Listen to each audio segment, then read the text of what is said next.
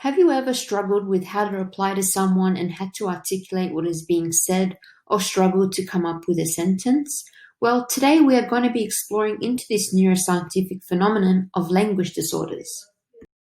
To begin, the core of human experience is both speech and language. They are the crucial means to which people are able to convey and receive thoughts, feelings, and knowledge. Therefore, having a sound communication skill are essential to the human development. Most people with a language disorder are often classified as intellectually disabled. However, it is important to note that the scientific definition is a communication disorder and an impairment in the ability to understand or use words. It is good to note that there are actually three types of language disorders. One being expressive language disorder, where it's a struggle to place words together into sentences. The second being receptive language disorder, where it's a struggle to understand what people are saying. And three, mixed receptive expressive language disorder, and it is a struggle to both understand and use language. Language disorders can start from early childhood and continue on to adulthood. It can originate from brain injury or illnesses such as autism or brain tumor, as well as brain defects such as Down syndrome or cerebral palsy.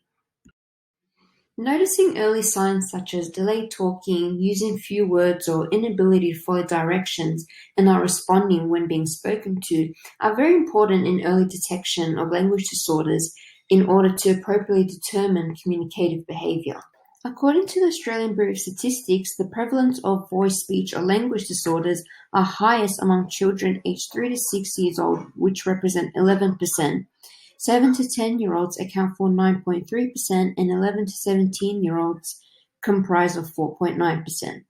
However, there is a great need for better data on the incidence of speech and language disorders in Australia.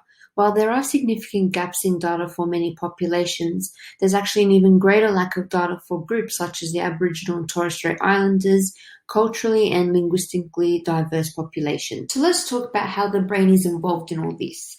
Let's take it all the way back to the 19th century, when there was a series of famous case studies linked distinct speech and language functions to specific portions of the left hemisphere of the brain, which later became known as Broca's and Wernicke's areas.